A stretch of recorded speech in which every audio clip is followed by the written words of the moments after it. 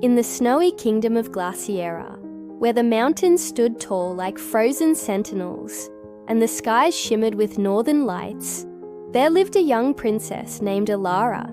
Her hair was white as snow, and her eyes glowed like icy sapphires.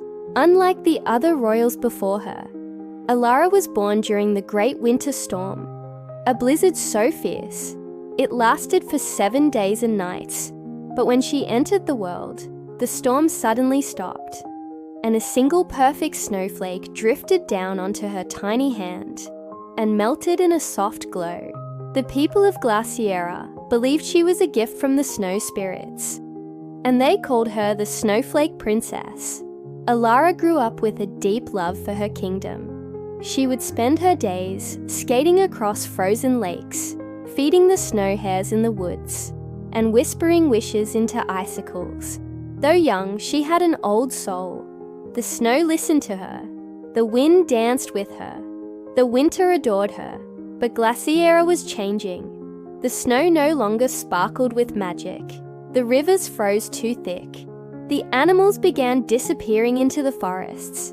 And worst of all, the once gentle snowfall turned into endless storms. Blizzards howled through villages, and food grew scarce. People grew fearful. Some whispered that the snow spirits had turned against them. Others blamed Alara. One morning, Alara awoke to find the castle covered in a layer of ice, so thick the windows cracked. Her breath clouded the air, even indoors. Something was wrong. She rushed to the tower and found the royal snow globe, an ancient magical relic that connected the royal family to the weather spirits. Covered in frost, she touched it, and it flickered with a faint image. A frozen figure at the peak of Mount Ilva, the mountain of echoes, the most dangerous and mystical place in all Glaciera. Her heart trembled, but not from fear, from purpose.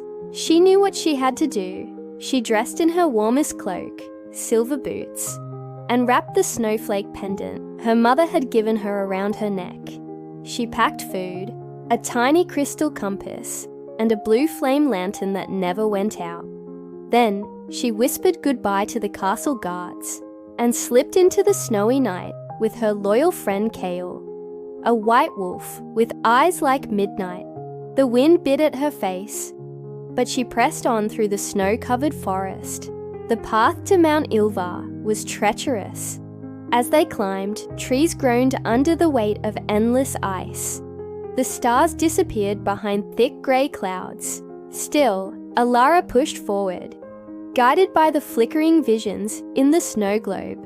It showed her a figure cloaked in frost, with long icicle fingers and eyes like frozen glass.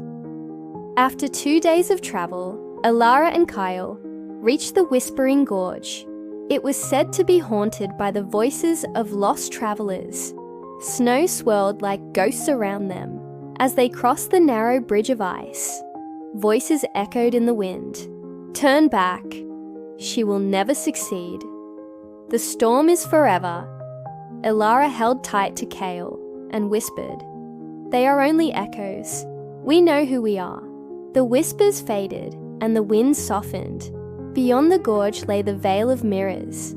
Frozen trees stood like silent sentinels, each coated in a glossy ice that reflected Alara's face back at her in strange, shifting ways. In one tree, she saw herself as a frightened child. In another, as a queen too afraid to act. In the last, she saw herself cloaked in shadows.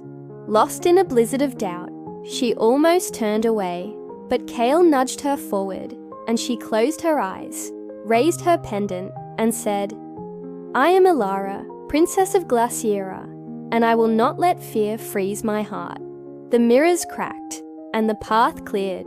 Finally, after climbing cliffs and crossing icy rivers, Alara and Kyle reached the base of Mount Ilva. The air here was thin, sharp, and strangely still. Snow did not fall, yet the ground was covered in frost, so cold it glittered like glass. The peak loomed high above, veiled in clouds. They began their ascent, Halfway up the mountain, the wind returned, howling like a wounded beast. A blizzard struck without warning. Kale howled to keep her grounded, and Alara dug her boots into the ice. Just when it seemed she would be swept away, a wall of glowing ice formed around them. Alara turned to see a figure standing nearby, a woman made of snow and light, with hair like drifting frost and a voice like falling sleet. "You are brave to come here, child," she said. "Why have you disturbed the mountain?" Alara bowed deeply. "I seek the one who controls the storm. Glaciera is dying. I must stop it." The woman studied her. "You are the child of the winter peace, the snowflake born. The spirits watch you closely.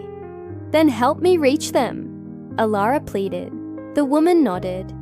"Very well, but only the pure of heart may pass." She raised a hand, and a beam of light struck Alara's pendant. The snowflake symbol glowed bright and warm, melting the snow around her in a perfect circle.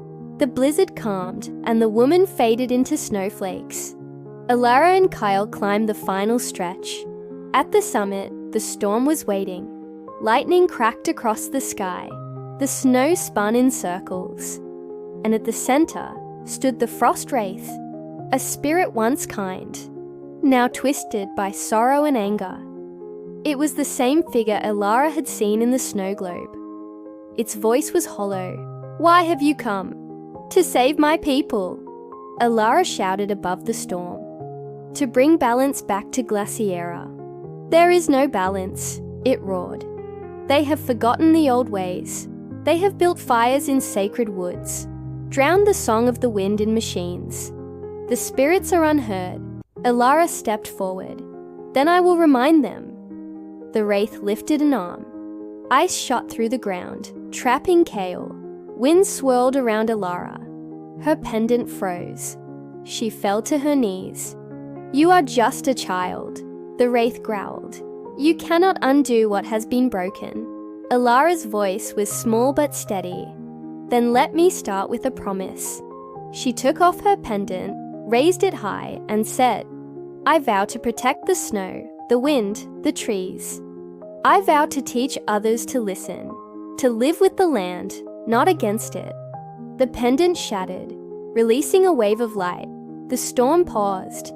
The wraith's form wavered. Beneath its icy armor, Alara saw a woman, a former snow guardian, long forgotten, whose pain had twisted into fury. Her eyes softened. You remember the old ways?" she whispered. "I do," Alara said. "And I will help others remember too." The wraith closed her eyes, and the storm collapsed. The sky cleared. Snow fell gently, not in fury, but in peace. The guardian faded, her spirit returning to the wind, whispering, "Thank you, Snowflake Princess." Alara collapsed in the snow, exhausted but safe. Kale broke free and licked her face. The mountain was silent once more. When they returned to the kingdom, the snow was softer. Rivers thawed gently. The winds carried warmth. Alara shared her story with the people. She led replanting efforts in the forests, built shrines to the wind and snow. Children learned the songs of the mountain. And every year, on the day the storm was calmed, Glaciera celebrated the Snowflake Festival, a day of peace, gratitude, and snowflakes. Alara ruled not as a queen of gold, but as a guardian of snow, and the spirits watched, content, as the kingdom remembered that even in the coldest winters, warmth can be found in a single brave heart.